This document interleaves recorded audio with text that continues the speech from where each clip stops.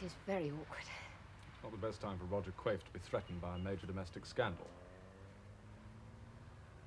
Do you know my husband? J.C. Smith. Only by repute. He's the Home Secretary's nephew, isn't he? Doesn't help matters. Nor does the fact that he's worshipped by the extreme right of the Conservative Party. If this gets out, they won't take kindly to their hero being cuckolded by a cabinet minister who's trying to push through a defence policy well to the left of centre. Not to mention that Roger's married into the hierarchy. Yes, it doesn't help either. Ought I to give him up? Can you? I couldn't do him harm. I believe in what he's trying to do. We can't go on forever trying to possess our own nuclear weapons, can we?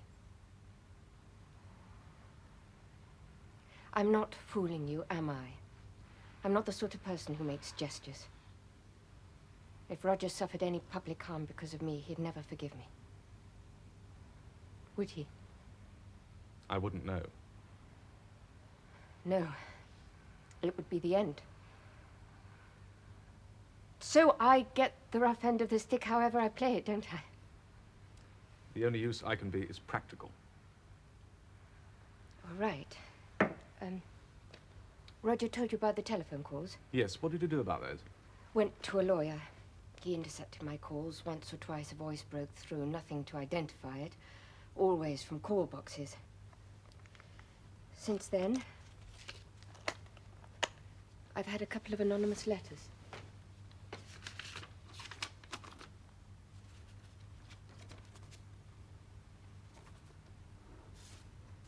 Are the facts correct? They're quite correct. Could he have documentary proof? Yes, we've written to each other. And if Roger continues in the public eye, this information will, with regret, have to be made known. Who is it? Some madman? It looks to me more rational than that. Politics? I'm afraid so. God, this is becoming a dirty game. I'd like to take these away, if I may. What are you going to do with them? Well, I've got acquaintances in the security services. They're very good at this sort of thing. If anyone can find out who this man is, or who's behind him, they can. Well, once we know who we're up against, then we'll know how to deal with them. I suppose you know her. Caro.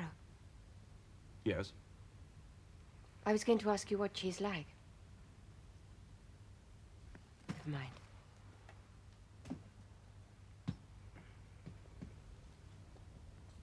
Well, if you can't cut out your meetings, at least cut down on them. Be careful what you write, or say on the telephone. And don't risk being seen together in public. I'll let the other party know as soon as I hear anything.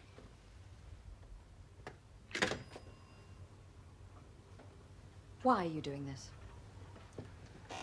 To protect Roger, of course. From a mess of his own making. Not like you to be ungenerous of human failings. Caro is a friend of ours. I agree, that's a complication. I would call it a good deal more than that. Look, supposing she and Roger break up, never mind whose fault. Are we going to take sides? No, not if we can help it. Well, there you are. If you met Ellen Smith, you'd like her. You're confusing the issue. I have not met Ellen Smith. We are friends of Caro's. And I don't like you running around trying to cover up after her husband. What's the matter with you? You've always said that you were outside the civil service rat race. And here you are, behaving worse than any of them, running around trying to protect your master from the consequences of his grubby little affair. It's reverse pimping. You might give me credit for believing that what Roger's trying to do is crucially important. There are limits. A damn sight more important than your Puritan scruples. I'm not going to have it dished. Not by anyone, not by anything. Not if I can help it. You're getting your hands dirty with a vengeance, aren't you?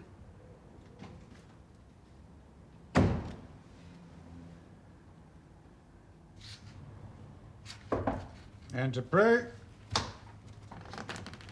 My dear Lewis, my dear Sir Francis, this really is extraordinarily good of you. I didn't expect to have this pleasure. Lewis told me you wanted to see me, Secretary. Yes, indeed, but I didn't dare to hope that you'd be able to make the time to fit me in so quickly into what I know to be your intolerably crowded schedule. I trust I find you well. Well enough.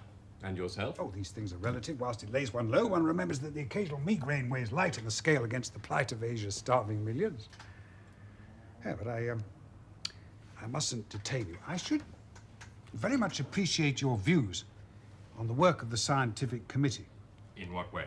Well, I'm right in thinking that the general drift tends towards a certain distancing of this still septidile from too direct an involvement in any possible future thermonuclear war. You know as well as I do that the majority view is to renounce a British independent nuclear deterrent. I'm interested to hear you say so, Sir Francis, but I wonder, without in any way committing yourself or prejudging the issue, I wonder whether you feel able to indicate if you are, broadly speaking, in accordance with those views. Absolutely. And might you, if it comes to a public controversy, might you even contemplate going so far as to put the weight, the, may I say, very considerable weight of your personal authority behind it? Of course I would. What else could I do? Sir Francis, I'm infinitely obliged to you for taking me into your confidence in this way. Now, alas, I must wait upon my master. No, do please stay. And avail yourself of such poor hospitality as I am able to offer. Louis, perhaps you'd be good enough to dispense it for me. What was that in aid of? He was telling you it's going to be a God Almighty row. Tired of this. What do you really think of the international situation? Well, intellectually, I think that peace is becoming much more likely than war. I agree. Yet when Quaife, with the support of the majority of the scientists in his country, tries to take one tiny step, not dramatic, quite realistic, all hell threatens to break loose. Sometimes I can't help thinking that people won't see sense in time. I don't mean to say that they're wicked. I don't even mean to say that they're stupid. But we're on a runaway bus. And the one thing that we're all agreed upon is to prevent anyone from getting to the wheel.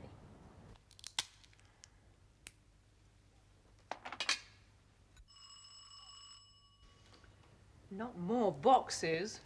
God forbid.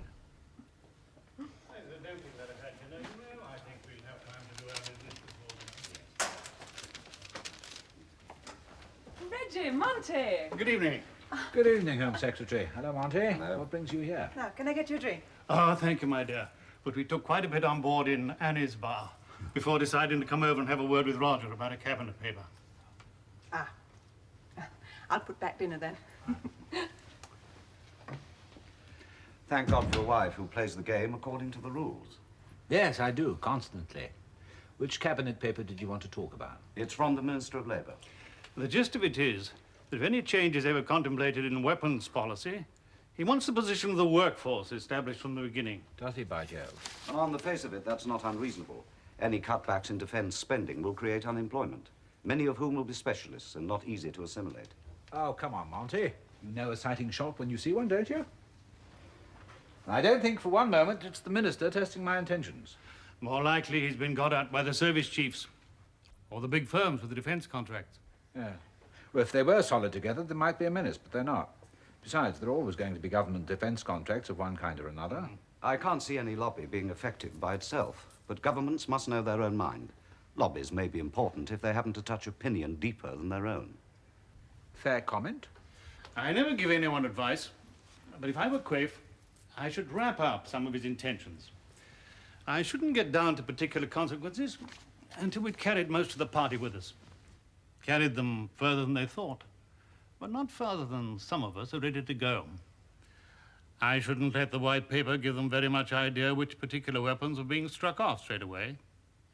I should wrap it up. If I were Quaife, I should remember one other thing. I've got a feeling the party needs a lead. I've got a feeling that if anyone gives them a lead, they'll forgive him a lot. They may not like everything he's doing, but they'll be ready to forgive him. I'm prepared for any man to accuse me of being cowardly. That doesn't matter. But I'm not prepared for anyone to accuse the people of this country of being cowardly. Prove the opposite. Anything we decide now or in the future about our military position will be decided because it seems to us moral and sensible. Not because we are frightened or because we have to prove that we're not. Now, after that bit of pleasantry, I'm going to ask the question. He's a great man, isn't he? Isn't he a great man? First, if there is no agreement or control, how many countries are going to possess thermonuclear weapons within, say, 10 years? My guess, and this is a political guess, and yours is as good as mine, is that 4 or 5 will actually have them. Second, does this spread of weapons make thermonuclear war more or less likely? Again, your guess is as good as mine, but mine is more somber. Third, why are countries going to possess themselves of these weapons? Is it for national security or for less rational reasons? Fourth, can this catastrophe, no, that is going further than I feel inclined to go. I ought to say, this extreme increase of danger, can it be stopped? Is it possible that any of us, any country or group of countries, can give a message or indication that will, in fact, make military and human sense? No one knows the answer. But if all of us think about them, we may someday be able to say something that decent people, people of goodwill all over the world, are waiting to hear. That was Mr. Roger Quinn, MP, speaking on government defence policy at Fishmongers Hall. And now, back to the studio. I still don't like what you're doing, but I begin to see why you're doing it.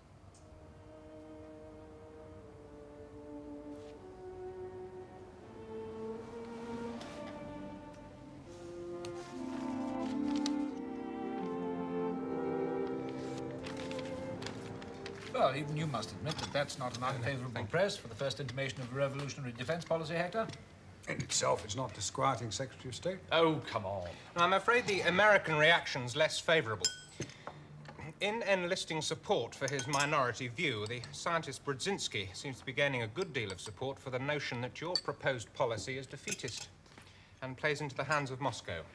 That's the obvious line of attack. But it seems to be gathering some other than obvious support. The parliamentary question's on top, Secretary of State. Thank you. You see now why my congratulations stop this side of euphoria. To ask the Secretary of State if he is satisfied with the security arrangements in his department, especially among senior officials.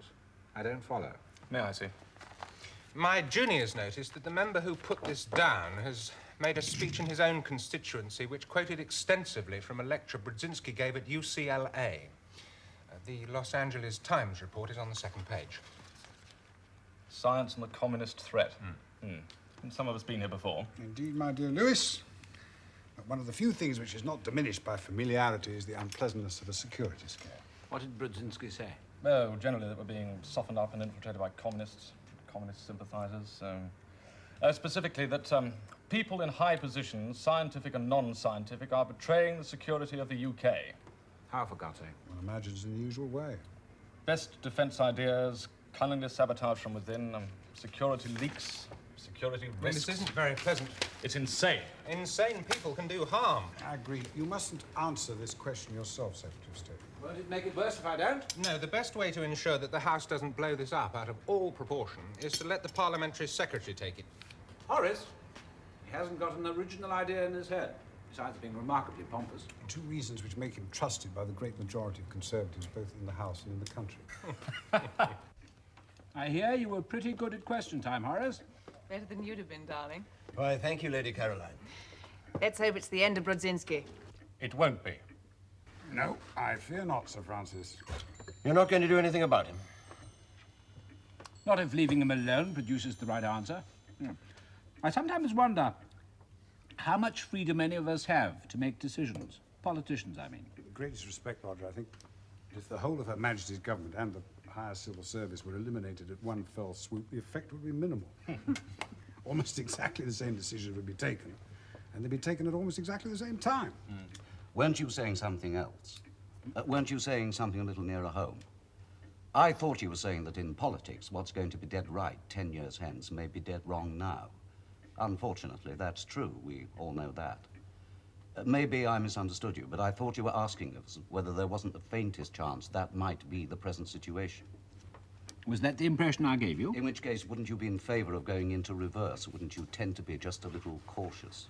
Do you really think he's been so cautious? I wasn't suggesting it was easy. But you were suggesting he's getting cold feet.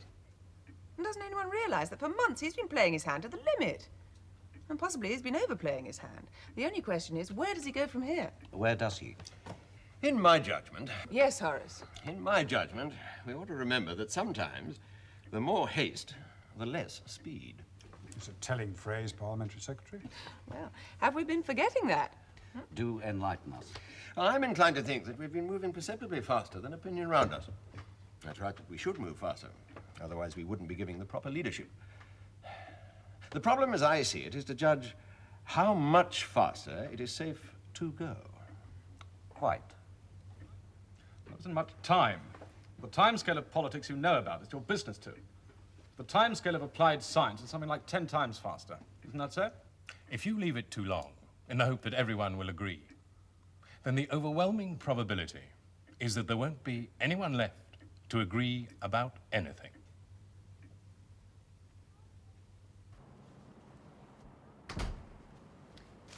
Well, Charles Elliot is in disgrace. He forgot his host's birthday present. Morris, of course, tried to make out that his present was from both of them.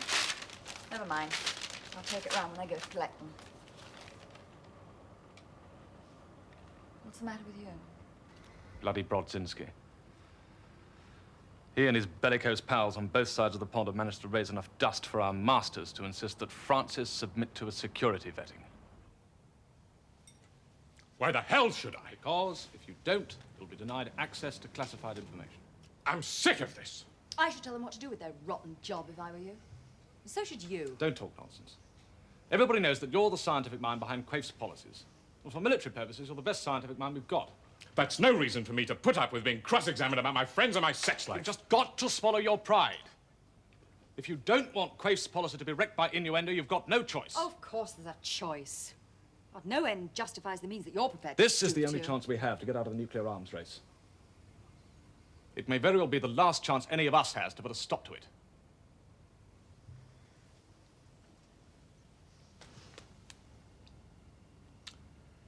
He's right. You may as well tell these people to do their damnedest.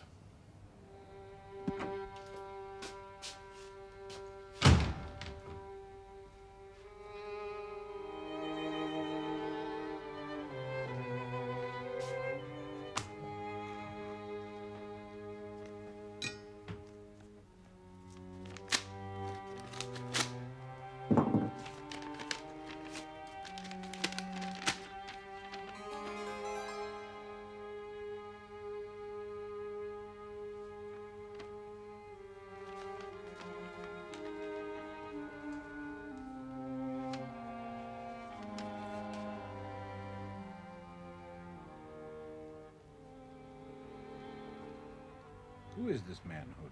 He's number 3 on the commercial side of Wydgate Aeronautics, one of the giant armament firms. But we've never met him. No. But he must be politically motivated. He's also becoming obscene. Read that. I'm not going to stand for it. What can we do? Well, we could go to the police. They'll protect you. He could get 6 months for this. Yes, I dare say, but I'm not in a position to appear in court as Mr. X. You must see that. Of course you can't. Well, what do you think we should do? Well, it's a risk, but I think it's probably time to take the initiative. Well, Roger's being shot at. The question is, which initiative is likely to have the most effect? Private detectives. No, no point. In that case, I suggest you should write a couple of lines to Hood himself. Oh, saying what? Well, saying, without further explanation, wish to receive no further communication from him, and that all future letters will be returned. Nothing but that. It tells him that you know. And it doesn't implicate anybody but me, does it? It's all right. Now, one would have thought that was a sufficiently meretricious slogan to have caught on with the popular press. In fact, for such an eminently sensible and forward-looking document, our master's white paper seems to have attracted singularly little fuss. Well, there are some malcontents. From what I've been able to pick up, that's putting it mildly. In fact, I'd go as far as to say that there's a finite possibility that Quaif's present defense policy may be a dead duck. How finite? Finite enough for us to have to start working out an alternative. If that became known, it could do great harm. It won't get known, and it'll have to be done at once. It's a question of thinking out several eventualities and making up our minds which one is going to be right. In this business, I never had much doubt about what's right. Then you're very fortunate. Unlike Lewis, you are not, of course, talking about what is morally right. I'm talking about policies which would, according to the climate of opinion, be both sensible and practicable, by which I mean policies which Quaife can get past his own party and preferably both houses of Parliament. Quite. I propose to start drafting something immediately, just to see how it looks. I shall, of course, inform Mr. Quaife of precisely what I'm doing. If trouble comes, we shall need something up our sleeves.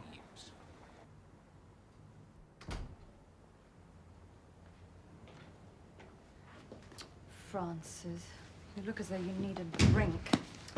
I need a very large scotch. Soda or water? Just as it is.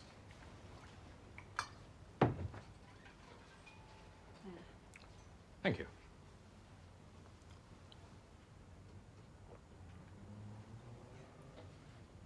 The other half? Why not? I'm sorry I let them do it. It's like being burgled or raped, I imagine.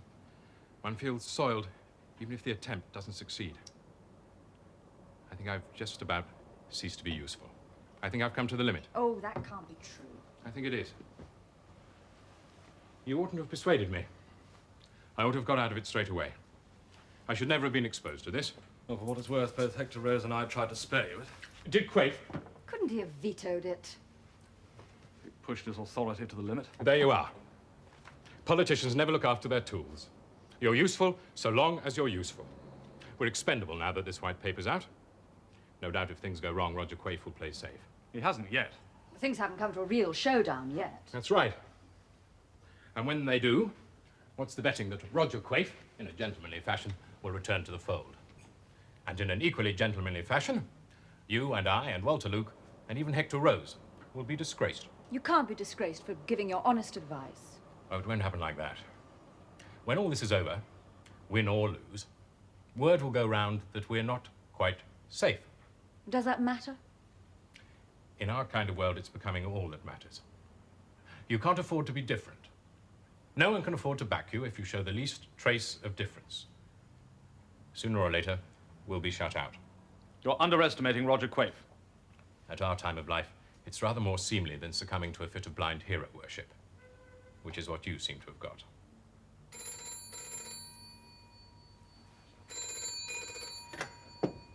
Yes? Speaking. Oh, hello, David. What brings you to London? Yes, I'll see what I can arrange. Whereabouts are you staying? Right, I'll call you back. David Rubin? Just got in, staying at the Connaught. And wanting you to arrange for him to have a private word with Quaife. It's obvious. Washington's worst fears, ably fueled by the preposterous Brodzinski, have been amply confirmed by your precious white paper. I'm surprised that our gallant allies have only sent Rubin over to try to strangle it at birth. Now we'll see what your master's really made of. I believe you're swimming against the tide. Your colleagues won't admit it yet. But if you swim too far, they won't be able to stay loyal to you, will they? They're not fools. They're good at keeping a stiff upper lip, but they're used to dealing with the real world. I suspect you may find them compelled to do just that. Do you know? I've made my own position clear to everyone I know in Washington. They'll come around to thinking that you and I are right. But they haven't got there yet. They don't know what to think about your British nuclear weapons. But I have to tell you, Roger, they're worried about your motives for wanting to give them up. They're scared you may seem to be sliding out of the Cold War. How much have they listened to Brodzinski? He hasn't helped. He's done you some harm, but it's deeper than that. Yes, it is deeper than that. Of course, it's frustrating to have to disengage oneself. But you only have to play it cool for 5, 10 years. Set it aside for that long. You'll be right at the top here, unless my information is wrong. And you'll be swimming with the tide, not against it. But I'm as certain as I've ever been of anything that if you don't take one step backward now, you'll be wasted. You hear what he's saying? You've heard it too, haven't you? You know, David, I have thought out some of these things for myself. You'll give me credit for that, won't you? Of course. My trouble is that I can't help thinking the present situation is rather different. I think if we don't bring this off now, we never shall. Or at least we shan't until it's too late. Isn't that the only real difference between us? The honest answer is, I don't know. I believe that everything will just drift along with no one able to stop anywhere. I don't know. Yes, but damn it, most of us understand the situation. None of us do anything about it. Does any one person matter very much? Can any one person do very much? You're a very wise man, and I'm most grateful for your advice. And yet, you know, it's pretty hard to take. In that case, one might as well not be here at all. Good Lord, anyone could wait until it's easy. I don't think I should have lived this life if that were the case, nor would I have embroiled my good friend Lewis and his friends in all this. I wish I could do what you want. I really wish I could, but, I'm afraid I can't accept your advice, David. Well, thank God for that. I can't accept your advice, but I do accept your estimate of my chances. You don't think I'm going to survive, do you? No, nor do I. I should like you to understand that. But it isn't absolutely cut and dried, even now. They haven't quite finished with me yet, believe me. What you don't, or won't understand, is that it's not just a policy we're fighting for. It seems to me to be part of the whole painful process of getting this country to come to terms with the fact that it is no longer a great power. The tragedy is that it's an issue which Quaif's private life looks likely to obscure. It's a bit late for you to start getting moralistic, isn't it? I don't give a fish's tit about the man's personal morals. A man in his position simply can't afford to risk a scandal when he's attempting something big. The word is that the man Hood is about to give the good news to Caro and to the injured party's right-wing connections. This, of course, being the most helpful moment to do so. Is this true? Yes. I could kill her. I'm not faultless either. No, by God, you're not. Aren't you making a bit of a meal of it? Trust you to know the best method of defense is attack. You've lived in the world all your life. Well, You and your family aren't exactly models of the Puritan virtues. let's leave my family out of this. You've had lovers yourself. Before we were married. It's not an equation. All I'm saying is that you've always prided yourself on your tolerance and rationality. Oh, for Christ's sake. You and your circle have always smoothed over scandals, been compassionate about sins of the flesh, by the side of which my having a mistress is positively respectable. Then it's your bad luck that I don't feel rational or compassionate about it. All I feel is betrayed and belligerent, angry, violently angry. All right, and I feel the same, angry, damn it, and tied and trapped. The fact is that I don't have the time or the energy to indulge you in a domestic fracas just at present. You bastard! I'm not interested in your public life. Or the morality of your taking the wife of a colleague. What are we talking about? Let's not pretend that it's love or sex or what it's going to do to the children. Come on. No, you're mine. We're married. I won't let you go.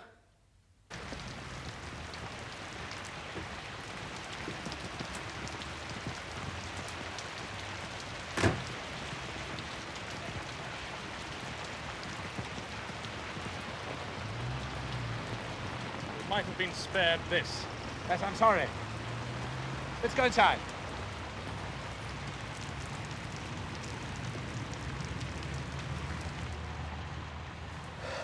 Caro will put a brave face on things till after the debate on the defence white paper.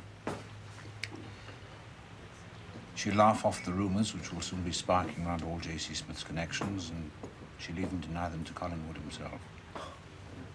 Something. Yes, indeed. Beyond that, we haven't reached a decision. Or rather, we've reached two decisions which seem contradictory. After this crisis is over, win or lose, I have to make a choice.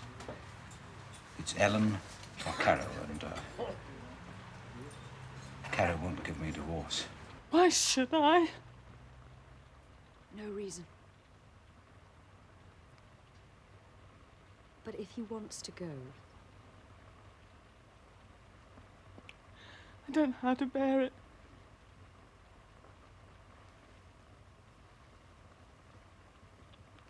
I love him.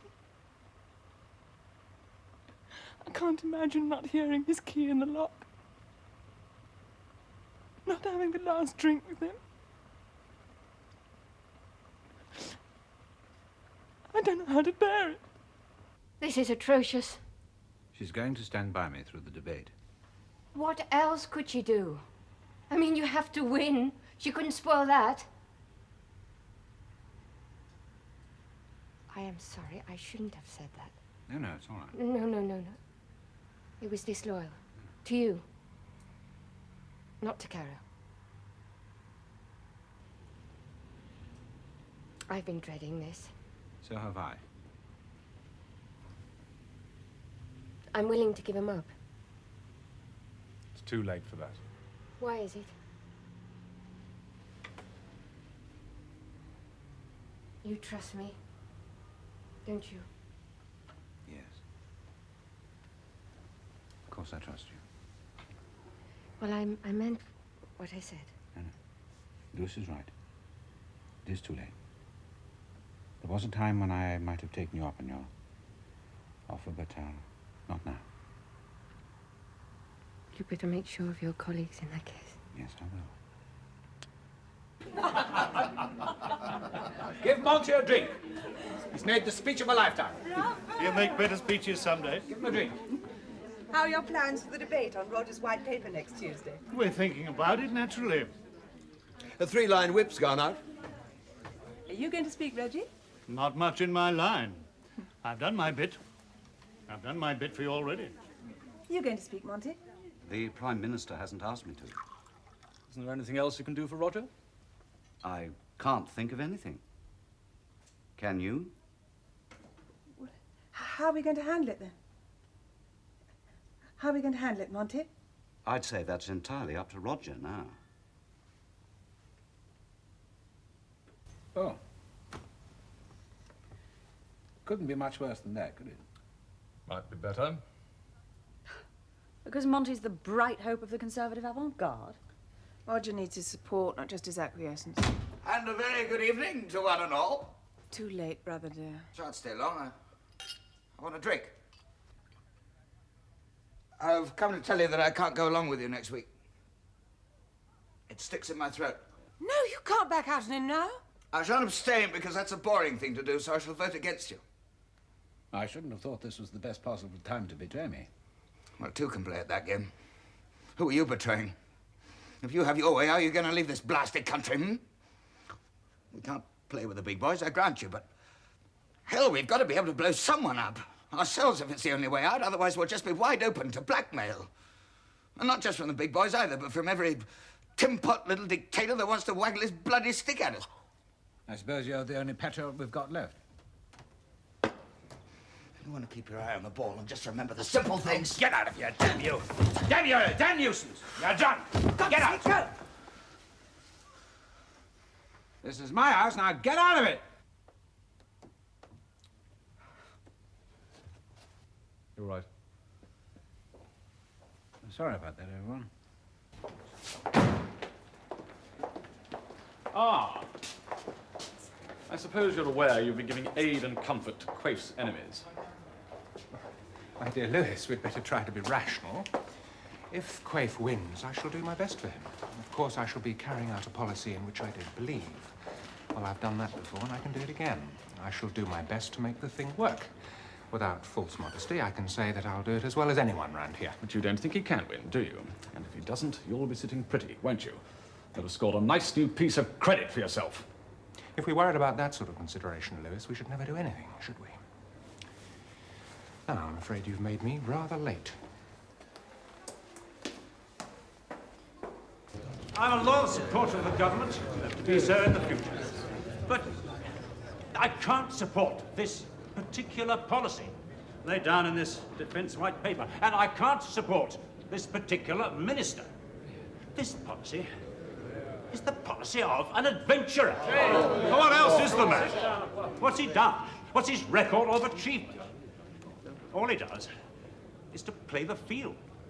Look out for the main chance. Find the soft option. Well, this is the kind of adventurer's progress he's leading this country into. Why? What are his credentials? What reason has he given us to trust him? Trust him. Some of us compare him with a man we can truly trust, the honourable member for Brighton South. Brighton South. J.C. Smith. Done without that. Order! Order! So we have to return to the solid virtues. Sure. Thanks. What have you been doing to Trafford, then? Oh, Me? give the man a drink.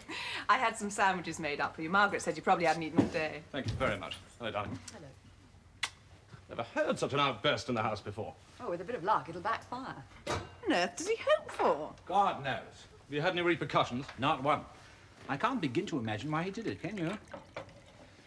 Someone must supply a motive. If they can't, I shall be forced to think that he meant what he said.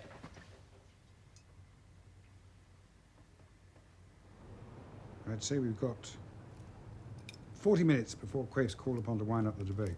What's the maximum possible turnout on the government side? 315. Unavoidable absences, illnesses, and so on. The whips anticipate 8. Available votes, 307. Cabinet dubious. Minister not sticking to the rules. He can't afford defections. Well, we know for a fact there's one vote against.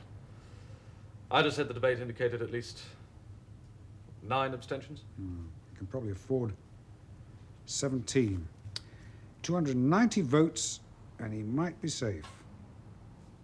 Anything under 280, and he's in great danger.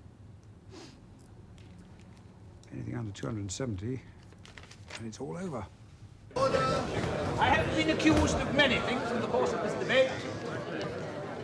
Some of them have been so contradictory, they can't all be valid.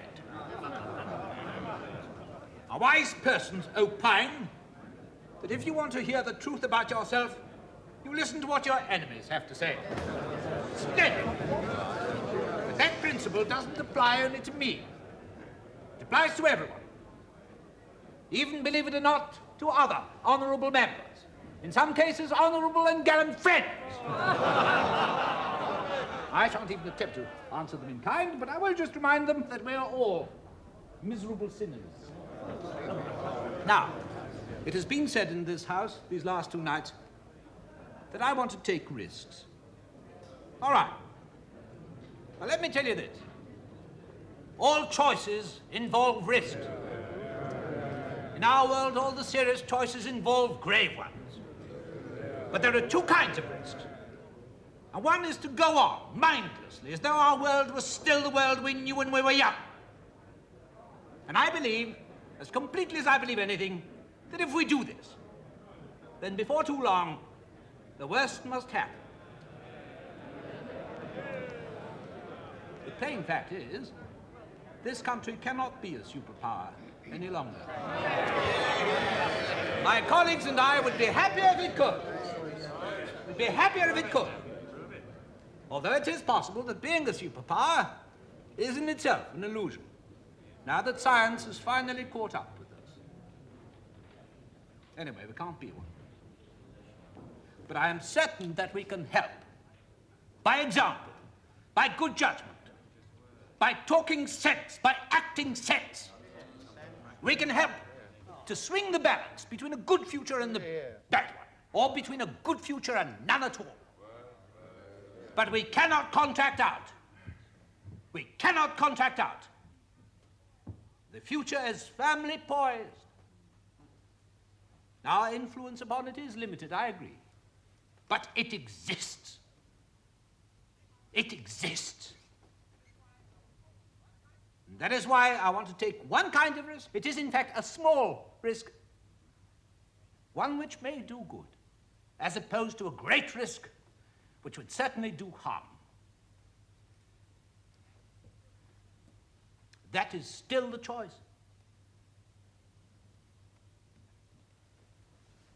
That is all.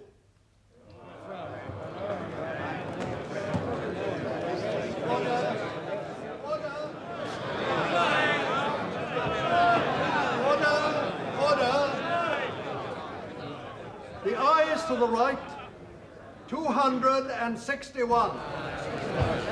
The noes to the left, 284. I consider this most unfortunate. So, the noes have it. The noes have it. Order, order.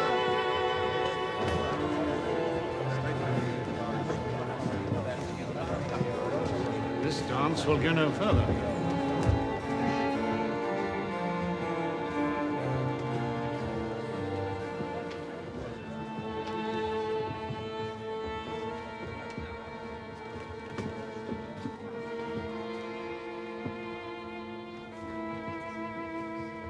What's he going to do? He's told me nothing. I haven't been able to see him. Oh, thank you.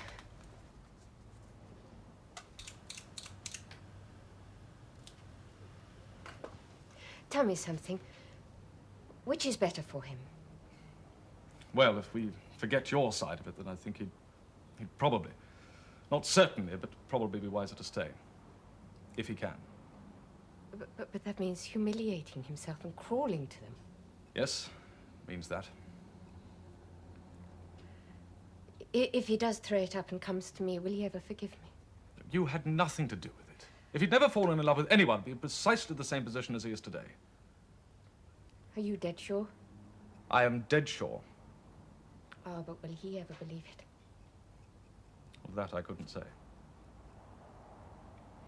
I'm telling myself that I ought to get out now. Today. Could you?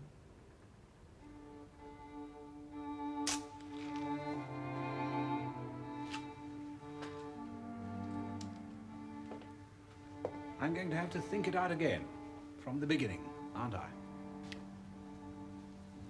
I'll have to go. I'm out. So is what you've tried to do? Not for good. Not for long. Someone's going to do it.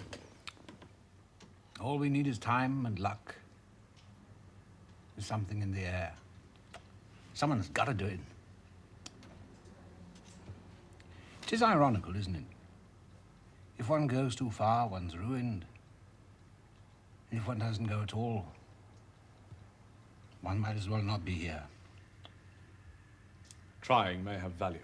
Even when it fails. Louis is right, but the situation will never be quite the same again. Thank you, Hector. I'd like you to read my letter of resignation.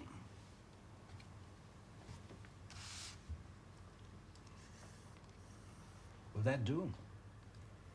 It's admirably judged, Secretary of State. It will be accepted, you know. Yes, it'll be accepted. With slightly excessive haste. Well, you'd better see it go.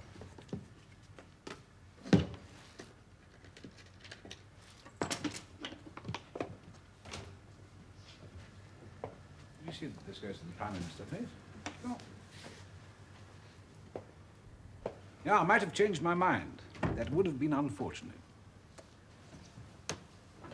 Sorry to have got some of our friends into trouble. They'll survive. Hector, I'm sorry to have done you harm. That's nothing. Nonetheless, I am sorry. Is there anything else? I shan't be available for some time. I'm going away. With Ellen? Who else? May as well make somebody happy. Mayn't I?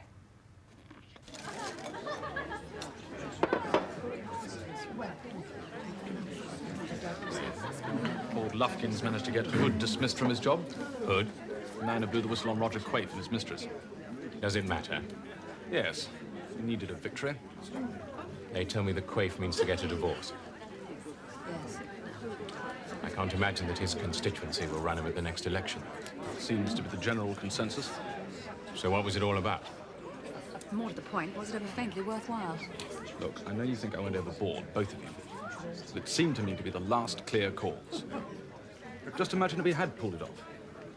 We might be taking the first small step towards sanity since the start of the nuclear age.